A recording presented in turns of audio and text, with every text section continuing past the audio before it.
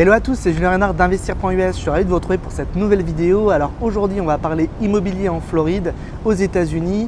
Évidemment, c'est le gros de notre activité chez Investir.us puisque je suis moi-même agent immobilier en Floride. Donc aujourd'hui, je vais vous faire un petit topo sur mon avis. Est-ce que c'est le bon moment d'investir en Floride? Vous êtes prêts? C'est parti!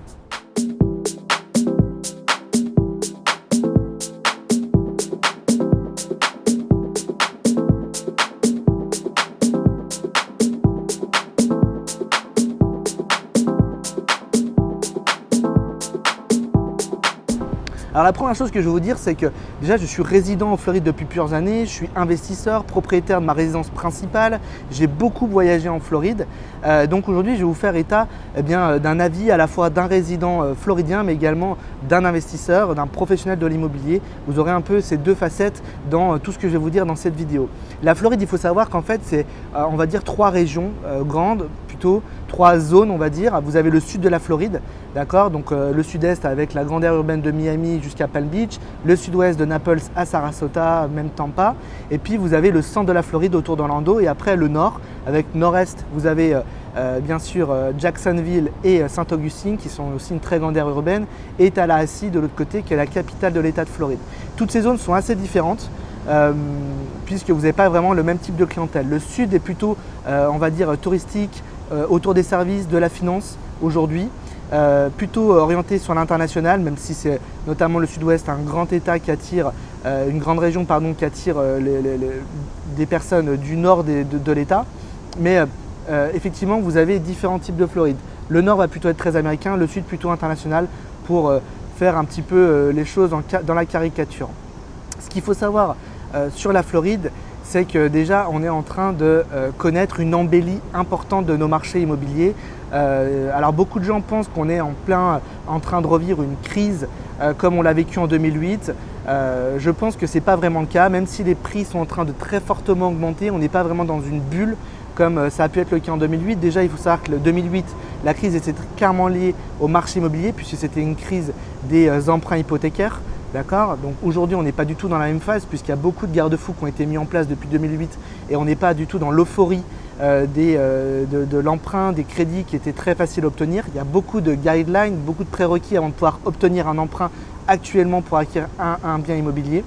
La deuxième chose qu'il faut savoir, c'est qu'aujourd'hui, on est dans une phase où en fait, on se rend compte qu'on n'a pas assez construit justement depuis 2008. Donc il manque un certain nombre de toits pour accueillir tous les nouveaux résidents qui viennent s'installer en Floride. Et il y en a beaucoup. Historiquement, on a beaucoup de gens de l'État de New York et de la Nouvelle-Angleterre en général qui s'installaient dans le sud de la Floride. Je vais vous parler plus précisément du sud puisque c'est quand même le gros de l'expansion du marché de la Floride. Et sur l'ouest de la Floride, c'était plutôt des gens du Midwest, donc des États du centre-est, du centre-nord-est des États-Unis. Depuis peu, on a également des gens de l'ouest américain qui viennent s'installer, Californie, Colorado en tête, donc des gens avec beaucoup de moyens. Puisque c'est également l'apogée du télétravail. Ce qu'il faut comprendre également sur la Floride, c'est qu'on est un très grand état de liberté. On a un état républicain.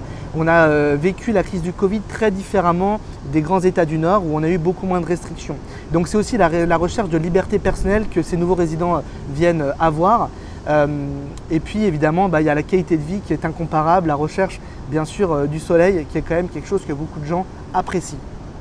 Donc tout ça me fait dire qu'on n'est pas du tout en train de revivre la même crise que ce qu'on a vécu en 2008. Oui, il y a peu de biens en inventaire. Oui, il y a beaucoup d'acheteurs. Je pense que le nombre d'acheteurs ne va pas tarir dans les mois à venir, les années à venir parce qu'il y a vraiment beaucoup d'acheteurs. En revanche, si il venait à avoir plus de biens sur le marché parce que les gens se redécidaient à vendre plus, ce qui peut sans doute se passer, ça va juste créer en fait une augmentation qui sera un peu moins importante que ce qu'on le connaît actuellement. Il faut savoir que la Floride aujourd'hui, sur la plupart des marchés, c'est une augmentation en valeur relative, sur les maisons individuelles notamment, à 2 chiffres. C'est-à-dire qu'au plus bas, on a connu 10% d'augmentation en 2020. Sur les marchés les plus demandés, c'est jusqu'à 25% de la valeur des biens qui ont augmenté en 2020 et 2021 sera au moins autant aussi forte. Donc vous voyez qu'on a vraiment des fondamentaux qui sont solides, même si demain l'augmentation des prix n'est plus que de 5 ou 10% sur ces marchés-là, on sera toujours en augmentation. Je pense qu'on a un déficit d'inventaire sur certains marchés qui est très clairement de l'ordre de 5 ans. Ce que je veux vous dire également, c'est qu'il y a des marchés à éviter, il y a des marchés à choisir. Aujourd'hui, pour moi, le grand marché le plus intéressant, c'est le sud-ouest de la Floride, où vous avez encore des biens très abordables, où vous avez un inventaire qui est très faible et donc vous avez beaucoup d'acheteurs qui sont sur le marché. Je vais prendre l'exemple du marché que je connais le mieux, qui est le Charlotte County, qui est mon marché de prédilection.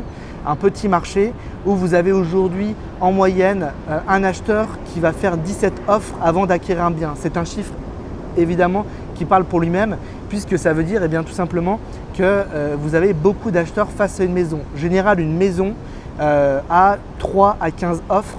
Un vendeur a en face de lui 3 à 15 acheteurs qui lui font une offre. Donc beaucoup de biens partent au prix ou au-dessus du prix de vente actuellement sur le Charlotte County. On est sur un marché, le Charlotte County, qui a connu une augmentation l'année dernière de près de 25% sur les maisons individuelles. Cette année, on sera au moins sur autant. Malgré tout, c'est un marché encore qui est aujourd'hui très abordable. Sur le Charlotte County, vous pouvez acquérir aujourd'hui une maison qui a qu'à 15 minutes des plages pour moins de 400 000 $, une maison 3 chambres, 2 salles de bain, une piscine de bonne qualité qui a été créée après 2000 avec un double garage. Donc vous voyez, vraiment un bon bien que vous pouvez mettre en location court terme ou en location long terme et où vous aurez un retour sur investissement de l'ordre de 8 à 12% net. Vous êtes également sur un état fiscalement très intéressant, la Floride, donc très clairement vous avez très peu ou pas d'impôts à payer sur les revenus que vous générez en fonction de la structuration de votre investissement.